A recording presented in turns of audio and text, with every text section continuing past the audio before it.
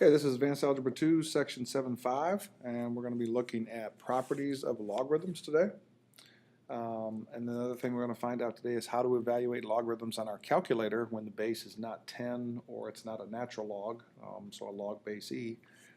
So that's a good thing to know as well, because we need to be able to use that to solve exponential equations. Okay, so first of all, talking about these properties of logarithms, okay, and these are going to be important for you as you go on to solve log equations, because you're going to want to use some of these properties to do that. Also, those of you planning on going on to calculus, when you're trying to find derivatives of logarithms, we're going to have to be able to use these properties. It's going to make life a lot easier. So these are going to be pretty important for the rest of your math career. So the first one we'll start out with is what's called the product property. And that property says that if you have the log in any base b of a product, so let's say we have x times y, and we're taking the log of that. Okay? What the product property says is that you can split that up into two separate logarithms. So I can take the log of x and split that up into a sum with the log of y. And this goes for more than one thing in here. So let's say we had three things multiplied together. I could break it up into three separate logarithms added together.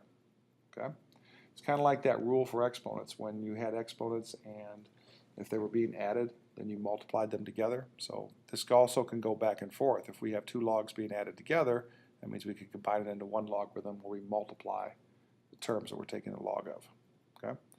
So if I were to have log base, let's say 7 of 2x, that means I could break that into log base 7 of 2 plus log base 7 of x. Okay, that's the product property. Okay, the quotient property. Now quotient, remember, is the division of two terms, so it's basically a fraction. So if I have x over y, well, in that case I can break it up into two separate logs, except now I would subtract them.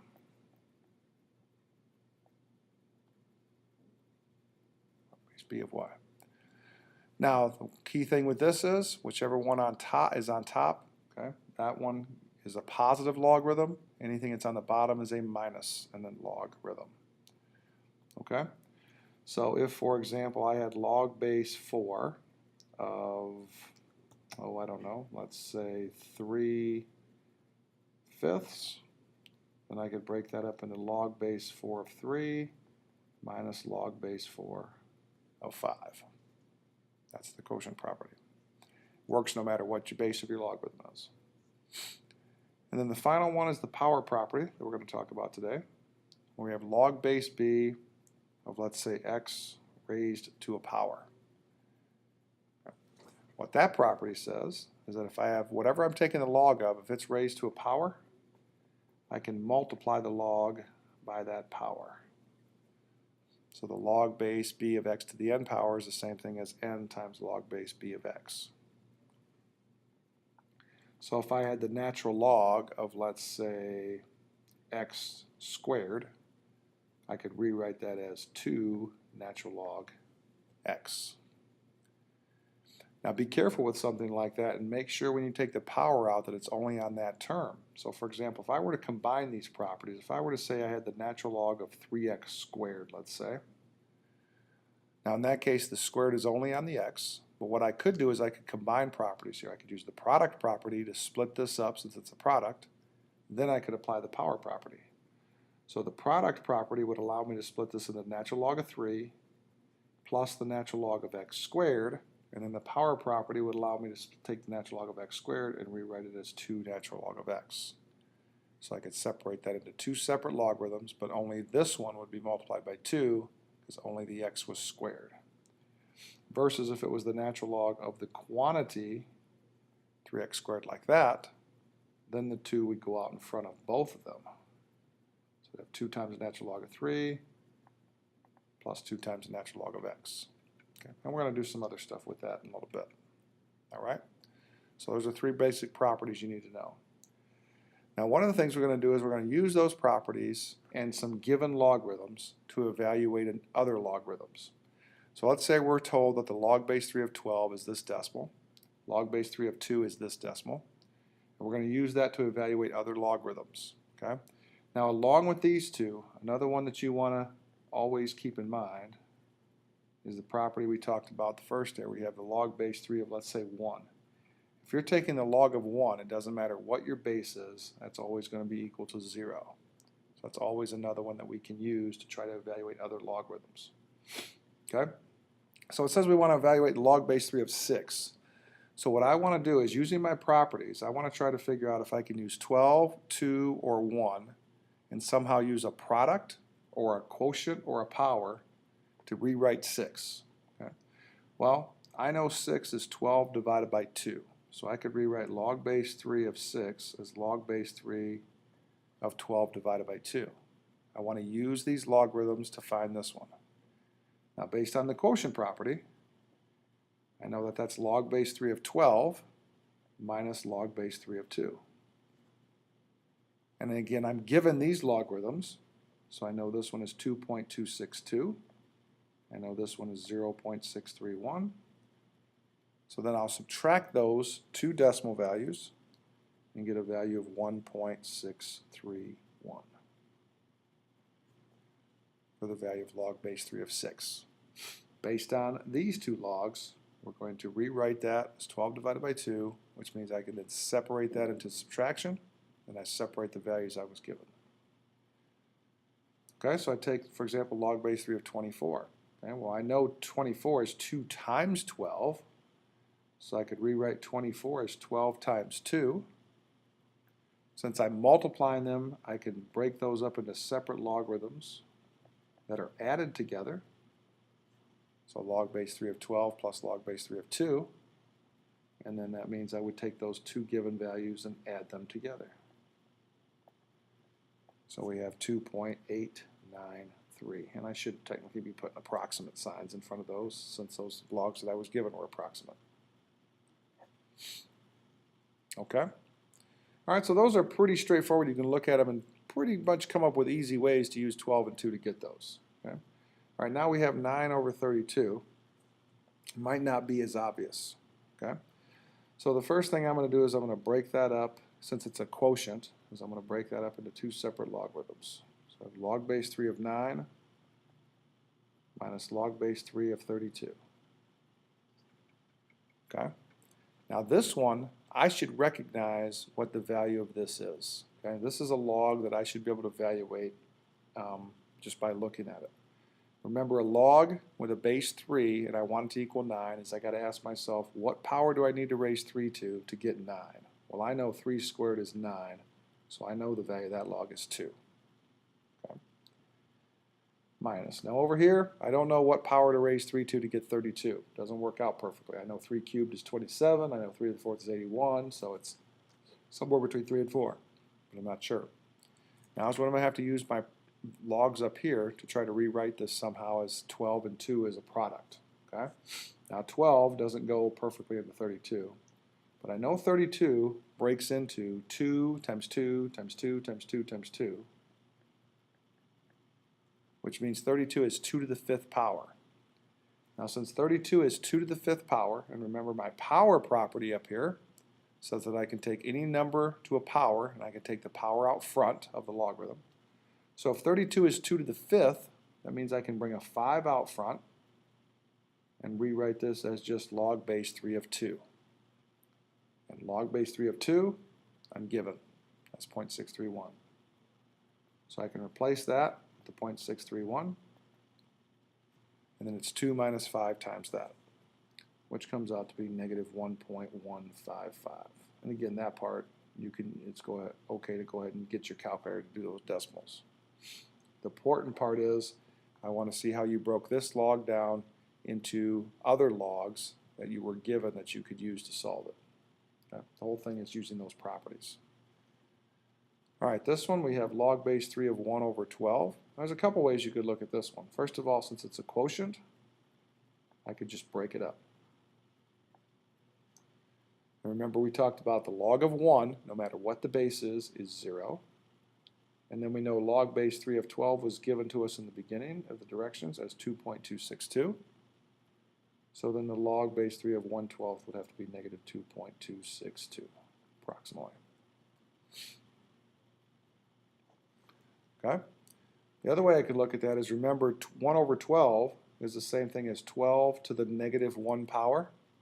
And so what I could do is just use the power property, and that would make it negative 1 times log base 3 of 12, and then it would be negative 2.262. I would get the same answer. So if I've got 1 over 12, I can rewrite it as 12 to the negative 1, take the power out front, get to the same exact place. So the whole point of those, again, is you want to use your properties to either separate it into a product or a quotient that you can then separate into two different logs, or you might also use the power rule where you change something to 2 to a power or 12 to a power, take that power out, and then you can solve for the value of the logarithm. Okay? Next set of problems, we're going to expand these logarithms. Now by expanding, that means we're just going to use these properties that I talked about to try to write it into as many different single logarithms as possible. Okay? So in this case, we have the log of 3x to the 4th power. Okay? Now remember, in this case, the 3 is not being raised to the 4th, only the x is. But since it's a product, I can first break it up into the log of 3 plus the log of x to the 4th. And then any powers that are left when you're expanding, we're going to pull those out front. So we got log of 3 plus 4 log of x. And there's no base written on these, but remember that means it's just assumed to be base 10. We don't have to write base 10 on our logs. Okay. All right, here we have a quotient. Okay, so the first thing I'm going to break it up into is log base 7 of 3x squared minus log base 7 of 5y cubed. Just take the top minus the bottom. Now, these are products, so just like I did over here, I can break these up further. I can break this up into log base 7 of 3 plus log base 7 of x squared, and remember for that one I can take the 2 out front, so 2 log base 7 of x minus log base 7 of 5. Now remember, when you break this up, it would be a plus, but since we're subtracting this, the minus sign would carry through. So any other logs after this, it's going to make that a negative as well. So my other log is going to be a minus, and then 3 log base 7 of y. And don't forget, if your log does start out with a base, make sure you keep that base on all of the logs when you are expanding it out. That can be something that would be easily forgotten. Okay? So again here, when I broke this log up, it would have been a log base 7 of 5 plus 3 log base 7 of y, but the minus sign carries through to both of those. So basically, remember, if it's on the bottom of your fraction, when you break it up and expand it, anything that's on the bottom should end up being a negative log. Okay? So there's my final expansion for that one. Okay, this one here. Now first of all, remember we have a cube root. So that means we have 2x squared over 5yz to the 4th, and the whole thing is to the 1/3 power. So since the whole thing is to the 1/3 power, the first thing I'm going to do is just take that 1/3 out front.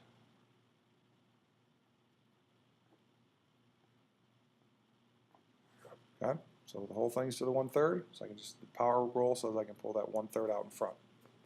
Okay, now I'm going to break up everything in here. Okay. So I'm going to move this down here so I have a little bit more room. So I have 1/3 times. Okay, now anything that's on top, remember, is going to get broken up and it's going to be a positive log. So I'm going to try to do all this in one step. So anything that's on top, I'm going to split up. So I have the natural log of 2 plus the natural log of x squared. Now since it's x squared, I can pull the 2 out front. So plus 2 natural log of x. Anything that's on the bottom, when you split that up, make sure it's a negative. So I have minus natural log of 5. I have a minus natural log of y, and I have a minus natural log of z, and since it's z to the 4th, I'm going to put a 4 in front of that. And that whole thing is times by 1/3. Now in some cases, some books might want you to go ahead and multiply the 1/3 through, or you can leave the 1/3 out. I'm fine with exactly that. I mean, yeah, you could go through and multiply each one of those logarithms by 1/3, but that's perfectly fine right there. Okay, so again, the whole thing was raised to a power, so I took the power out front first. Whatever was left, I split up. Anything that's on the top, I made it a positive logarithm. Anything that was on the bottom, make that a negative logarithm. And then any powers that are on variables or numbers, pull those out front of the logarithms. Okay, so that's expanding. We're going to take it out to as many separate logs as we can. Now these next two examples, we're doing the exact reverse of that. We're starting with the expansion and we're condensing. So I'm condensing it back into a single logarithm. So like if I was given this problem, I would condense it back into this. That's what we're doing down here. All right, so we have three separate logarithms. Okay, two of them are positive, one of them is negative. Okay, now remember, anything that's positive is going to end up going on the top of your fraction. Anything that's negative should go on the bottom. They're all natural logs, so when I'm all done, it's going to be one single natural log. Now remember, this 2 right here becomes a power on that 5, so that becomes 5 squared, which is 25. So I have an 8 on top, because I have natural log of 8 is positive. 5 squared is 25, so that's going to go on the top. Natural log of 10 is negative, so the 10 is going to go on the bottom. And then I'm going to clean that up. So I have 8 times 25 is 200, divided by 10 is 20. That all cleans up to be the natural log of 20. Okay? You don't have to get a decimal approximation or anything for that. We're just condensing it into a single logarithm. Anything that's positive, put that on the top. Anything that's negative, put that on the bottom. And then if you can simplify this fraction, do so. Okay, so this one. And remember, I have x cubed on this one because I have a 3 out in front of that. I have a 1/2 out here, so that becomes y to the 1/2, or the square root of y. This one has nothing in front. This one I have 2 cubed because I have a 3 in front. Okay, so I'm going to make this one big logarithm, base 3. Okay, the x cubed is a positive logarithm, so I'm going to put the x cubed on top. Y to the 1/2, which is the square root of y, is going to go on the top. The 5 logarithm is negative, so I'm going to put the 5 on the bottom. And then 2 log base 3 of 2 cubed. 2 cubed is 8, so I'm going to put that on the top.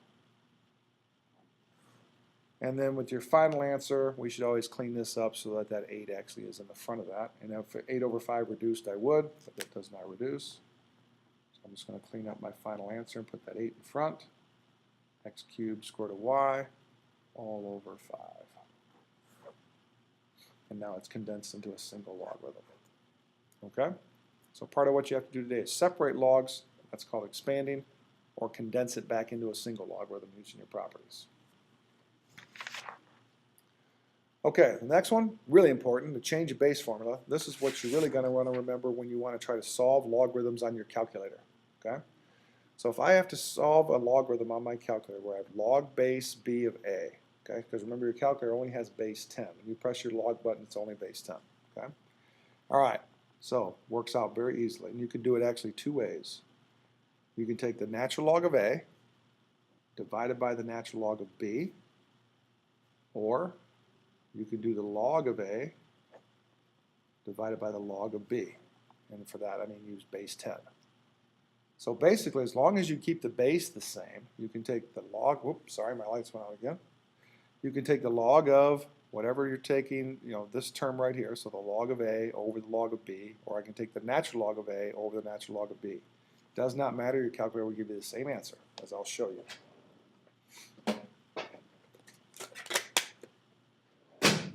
So let's say I'm having to evaluate log base 6 of 24 on my calculator. Okay? I don't know what power to raise 6 to, okay, to get 24, so it's not one I can necessarily do by hand. All right, so I will simply on my calculator go, all right, I want the log base 6 of 24, so I'm going to take the natural log of 24 divided by the natural log of 6. Okay, that's going to be my solution. So if I were to take 6 to that power, I should get 24, which I do. Okay? I can also do it with logs. I can do the log of 24 divided by the log of 6. Same answer either way. So you can do it using natural logs or you can do it using logs. It does not matter. Okay? So for this one, again, I would take the natural log of 24 divided by the natural log of 6. And that would give me approximately 1.774. Okay? So for log base 5 of 8, I want to know what power I need to raise 5 to get 8. So I simply take the natural log of 8 divided by the natural log of 5. And I get 1.292. Natural log of 8 divided by natural log of 5, 1.292. 2. All right, so pretty easy formula, okay? But an important one when you want to be able to evaluate logs on your calculator for ones that don't work out perfectly. I mean, if it's log base 5 of 25, I know 5 squared is 25, I can do that in my head. Log base 5 of 8, okay, doesn't work out to be a nice integer answer. All right, last thing we'll take a look at is an application of logarithms. This one says for a sound with intensity in I, in watts per square meter, the loudness of I, so as a function of I, of the sound in decibels is given by the function, okay, L of I is equal to 10 log of I over 10 to the negative 12. And then it kind of gives a little asterisk here. So 10 to the negative 12th is the intensity of a barely audible sound. Okay? So that's why we're dividing intensity by that. It's a sound that would be barely audible. So it says convert the sound intensity to decibels. All right, so on these problems, we're basically going to take this 10 to the negative third, and we're going to plug that in for I into this formula. Okay? Because this is sound intensity, so that means basically they're giving us what I is. We're going to take that and we're going to plug it into our equation. So basically, in this case, we're figuring out what L is when I is 10 to the negative third. So we got 10 log, we got 10 to the negative third over 10 to the negative 12th. Now, the thing with this one is you can really solve this without using a calculator. Okay? If we use our property rules, okay, we know that negative 3 minus negative 12, if I subtract the powers here, negative 3 minus negative 12 is negative 3 plus 12, so this becomes 10 to the 9th power. All right, now remember our rules say if we have a power on this that we can just move that out front, so this becomes 90 times the log of 10. Well, remember, if we have a log without a base written, that's base 10. Well, log of 10 of base 10, okay, or log base 10 of 10, is just going to be 1, because 10 to the first power is 10. So the log of 10 just comes out to be 1, so therefore we have 90 decibels of sound. Okay? All right, so I go to this one, and we're going to plug in 10 to the negative 4.4, so we got 10 times the log of 10 to the negative 4.4 divided by 10 to the negative 12th. So now we have 10 times the log. All right, now I subtract the powers. Negative 4.4 minus negative 12 comes out to be 7.6. Oops, gotta have a 10 on that. So 10 to the 7.6. And then again, I know if I move the 7.6 out front, times 10 is going to be 76. And then I know log of 10 is just 1. So therefore it's going to be 76 decibels. Okay. Now this one we have 3.1 times 10 to the negative 12th, so this one's going to be a little bit different. So we got 10 times the log for our formula. We got 3.1 times 10 to the negative 12th, or 10 to the negative second, sorry. I read the question correctly. 10 to the negative second over 10 to the negative 12th. Okay, so now when I divide that one, all right, well, 3.1 is still going to stay as 3.1. I got to leave that. But then I can go ahead and divide the 10 to the negative 2 and the 10 to the negative 12. Since this is just multiplication divided by something, I can just divide these terms right here. Can't do that if it was a plus, but since it's 3.1 times 10 to the negative second, I can go ahead and subtract those powers. Negative 12, or negative 2 minus negative 12 becomes negative 2 plus 12. That becomes 10 to the 10th power. Okay, now the only other thing I could do, since this is a product, is I could break this up a little bit. So since it's a product, I can break it up into 10 log of 3.1 plus, and then since this one is 10 to the 10th power, I can move the 10 out front, so it becomes 100 times log of 10, which is just 1. Okay? So basically I broke this up into a sum, 10 log of 3.1 plus, then it would be, and maybe I should write this out so we don't confuse what I did there. So this would be 10 times the log, or plus 10, then times the log of 10 to the 10th power. So I move the 10 out front, and this would still be log of 10. So I'm breaking that up into two separate logarithms. Okay. I know this comes out to be 100. Okay, this one I have to use the calculator to get that value. So it'd be 10 times the log of 3.1. All right, that comes out to be about 4.914. So adding that to 100, we have it at 104.914 decibels, approximately, since we rounded off that 4.914. Okay? So if it's just 10 to a power, we can just subtract the powers. We can move that power out front, and then log base 10 just becomes 1. So it's easy to calculate. If it's given more in scientific notation like that, we can still divide or subtract the powers on the tens, okay, and simplify that. And then we can break it up, because it's a product, into the sum of two logs. Obviously, for this log, I'm going to have to calculate that on the calculator. Excuse me. Okay, so those are our properties. Again, we've got the power, or the product, the quotient, and the power property, which allows us to break logarithms up. And then we've got this change of base formula, which if we want to find the log of base b of a, we just take the natural log of a over the natural log of b. Or you can use log a over log b. Either way, it's the same. Okay, that's section 7.5. And we have a worksheet on that and a couple problems from the book. And we will work on that in class.